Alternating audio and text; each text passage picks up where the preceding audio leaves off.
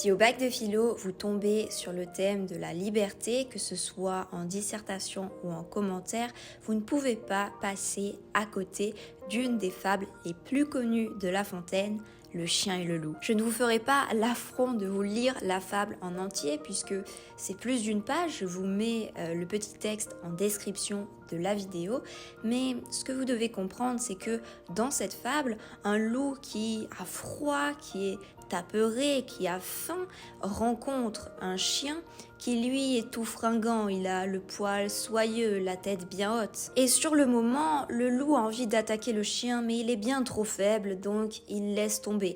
Sauf que le chien va venir lui parler, et le loup va commencer à être envieux. Il voit que cette bête est en pleine forme, elle n'a pas besoin comme lui de chasser, de subir les conditions météorologiques. Et il faut dire que le chien, eh bien, il vend bien son mode de vie, il dit que voilà, il a tout ce qu'il veut, il ne manque jamais de nourriture, il est toujours en abondance. Et au moment où le loup est sur le point de craquer, au moment où il veut adopter le mode de vie du chien, eh bien, il remarque un petit détail qui va tout changer, c'est la marque du collier du chien. Et au début, le chien n'assume pas ce collier, sauf que le loup va comprendre que c'est le prix du confort. Le prix du confort, c'est de porter un collier, c'est de ne pas pouvoir courir partout où il veut. C'est la morale de cette fable de La Fontaine, c'est qu'il faut choisir entre confort et liberté. Et à la fin de la fable, La Fontaine écrit « Cela dit, Maître Loup s'enfuit et court encore ». Dans cette fable, le loup représente bien évidemment l'homme qui est naturellement attiré par le confort, mais qui ne veut pas abdiquer sa liberté. En effet, nombreux sont les humains qui sont attirés par les palaces 5 étoiles, par la sécurité, par l'abondance alimentaire, ou même, comme le défendra la Boétie, le confort psychologique. Mais en réalité, il faut toujours se demander qu'est-ce qu'on abdique, qu'est-ce qu'on échange pour recevoir ce confort. Eh bien, pour La Fontaine, nous échangeons une part de notre liberté.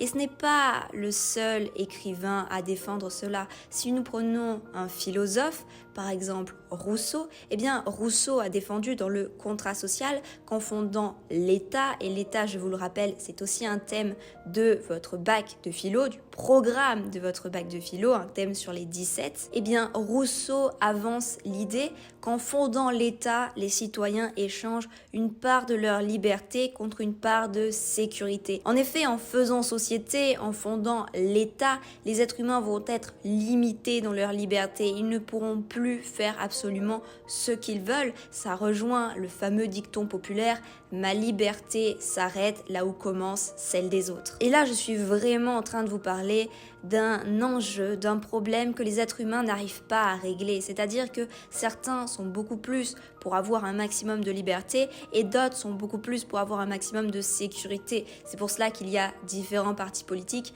avec différentes idées et certains vont plutôt mettre en avant des valeurs de liberté quand d'autres vont plutôt mettre en avant des valeurs de sécurité, d'égalité.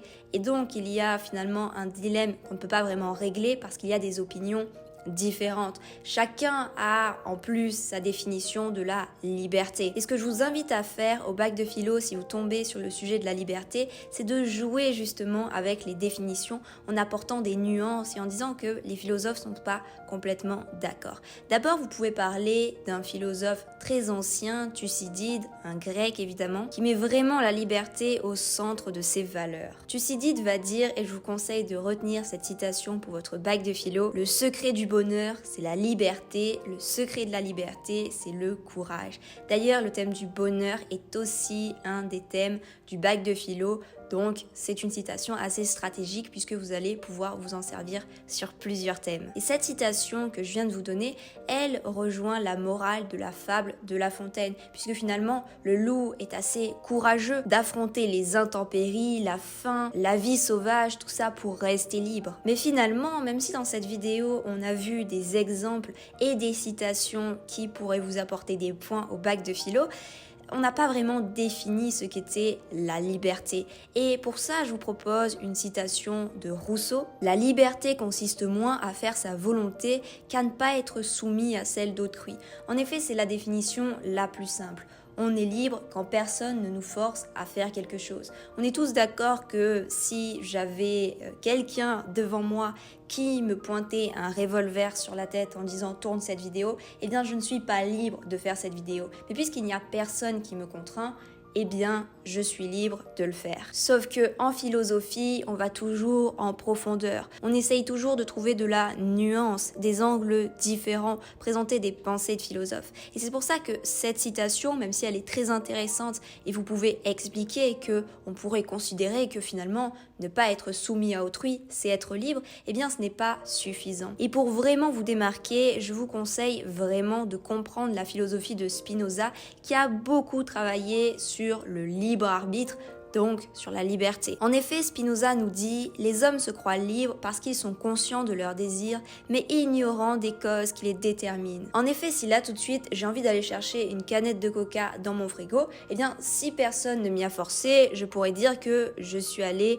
en toute liberté chercher ma canette de coca. Mais en réalité, pour Spinoza, c'est pas si simple que ça. Alors évidemment, Spinoza ne prenait pas l'exemple d'une canette de coca, vous comprenez bien.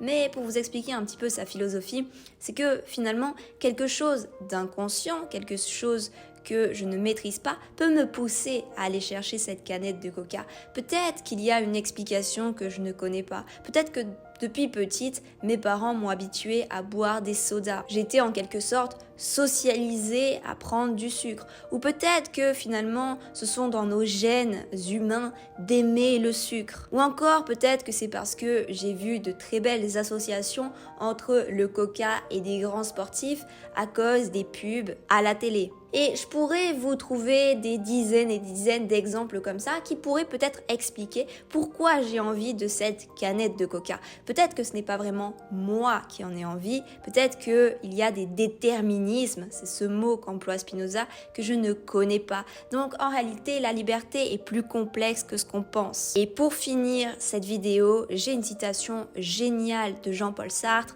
qui dit « Être libre ne signifie pas obtenir ce que l'on a souhaité, mais plutôt déterminer par soi-même ce que l'on souhaite. » J'espère vraiment que cette petite vidéo vous a plu. Si vous voulez des contenus plus approfondis pour viser la note maximum au bac de philo, le lien de notre site est en description. Si vous voulez travailler avec nous, il y a des vidéos beaucoup plus détaillées, des fiches de révision, des type bac pour vraiment comprendre la méthodologie de l'épreuve de philosophie et surtout réviser stratégiquement.